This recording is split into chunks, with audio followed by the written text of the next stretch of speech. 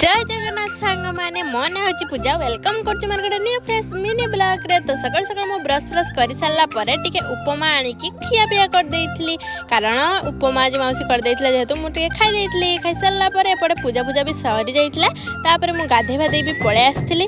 तापरे टिके मु बाहरी पड़तली संध्या बेला टाइम रे टिके जीबी बोली का टिके मेलोडी प्रोग्राम देखिबा पई। आ एपटे रोसे फुसे सर जाइथला। आज हम जण दीदी आसी मो पाखकु, तापरे आमे चल जाइथलु टिके मेलोडी फेलोडी देखिबा पई। एडी पाखरे जेहेतु होउथिला मासी घर पाखरे, तो मु जाके पहुंच जाइथली मेलोडी प्रोग्राम पाखरे। तो देखिथिली भी सेटा भी बहुत ही सुंदर भी लागुथिला, सेते भी भलो लागु नथिला, मते निद भी लागुथिला। सेते मु मासी को बारंबार कहउथिली पळे चलो जल्दी पळे चलो घर को जीवा।